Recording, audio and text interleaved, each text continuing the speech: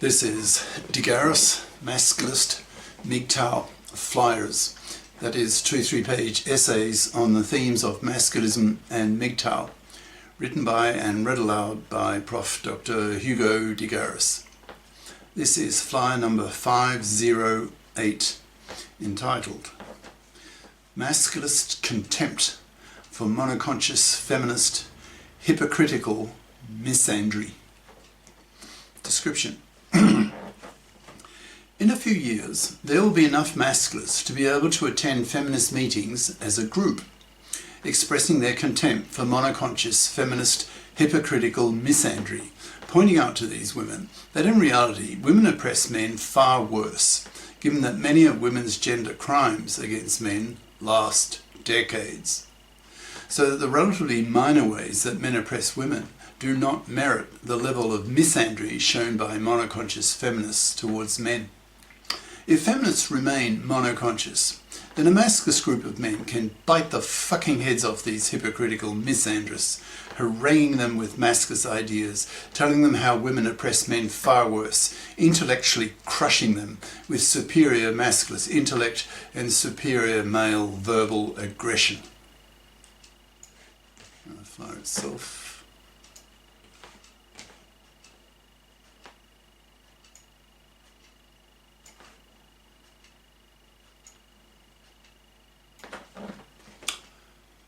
Masculist Contempt for Monoconscious Feminist Hypocritical Misandry by Prof. Dr. Hugo de Garis. Email profhugodegaris@yahoo.com. Website profhugodegaris.wordpress.com.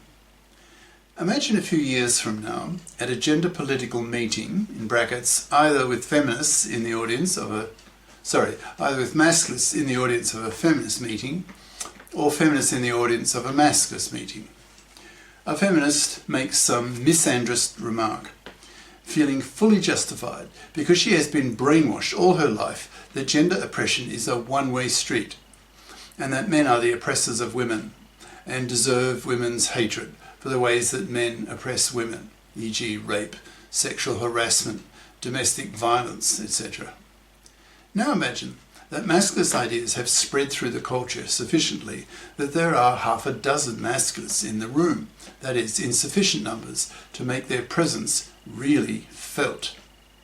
Now imagine how these masculists, particularly the most articulate of them, will react to the misandrist remark of the feminist.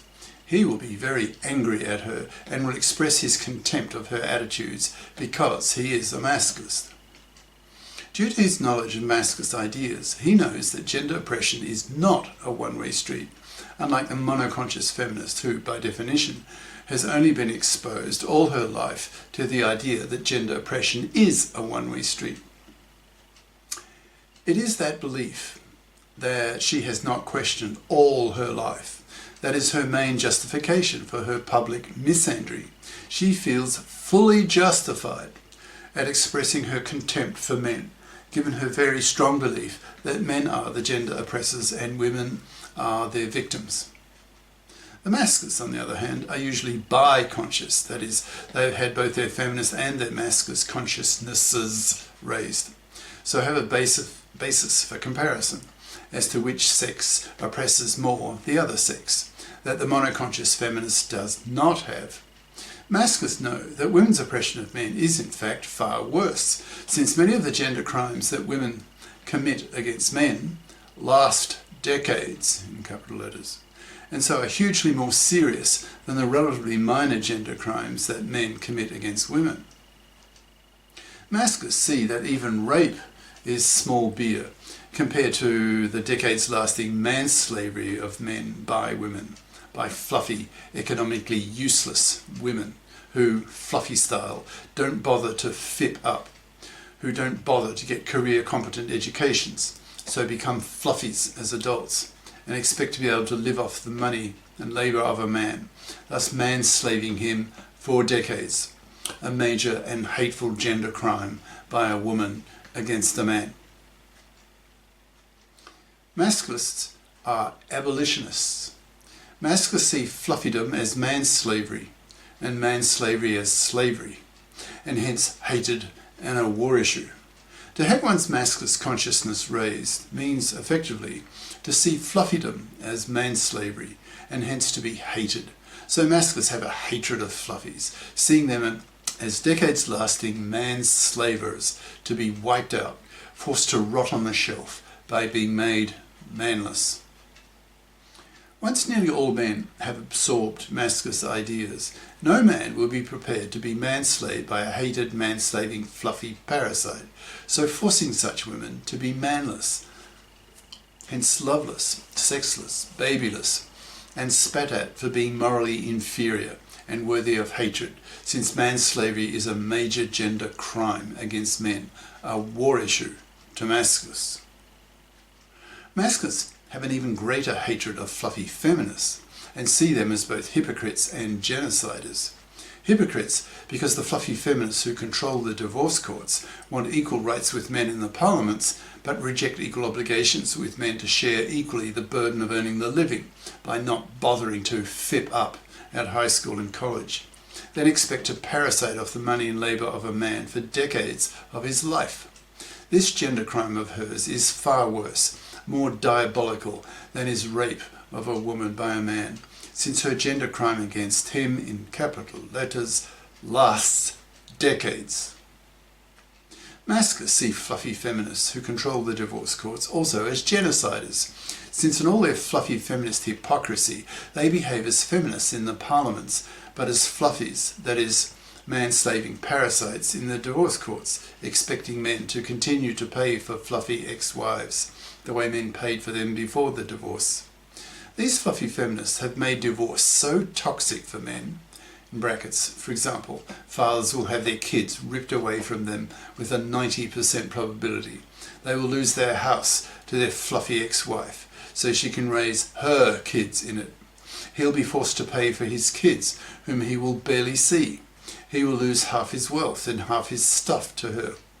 And if she's a real fluffy parasite, he may be forced to pay her alimony for the rest of his life, with no moral nor legal obligation on her to get off her fat parasitic ass and FIP up.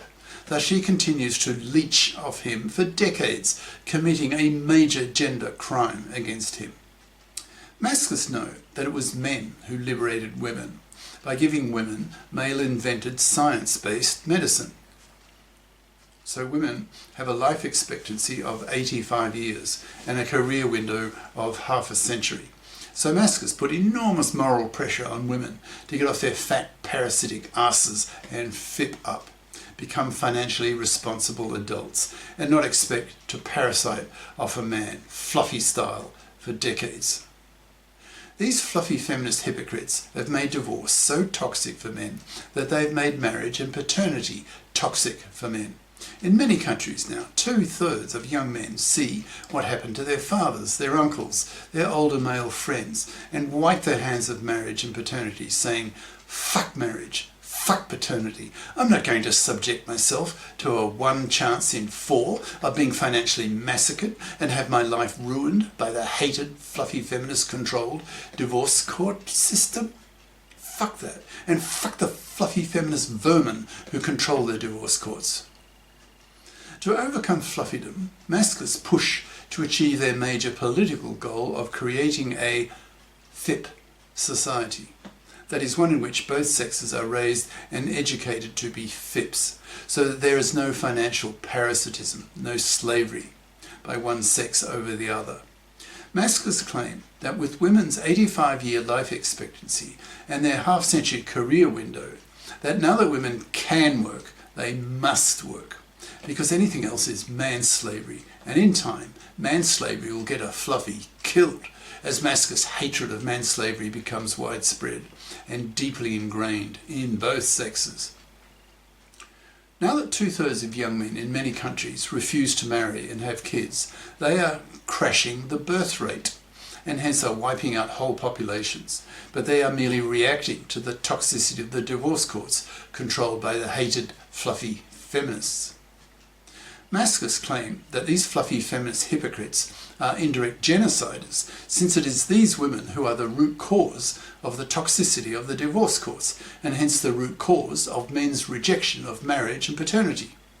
These hated fluffy feminists have made modern marriage such a shitty deal for men that only ignorant and stupid men who know nothing about masculist ideas choose to marry, and then play Russian roulette with their lives, subjecting themselves to a 1 in 4 chance of being financially massacred and having his life destroyed in the hated, fluffy feminist-controlled divorce court system.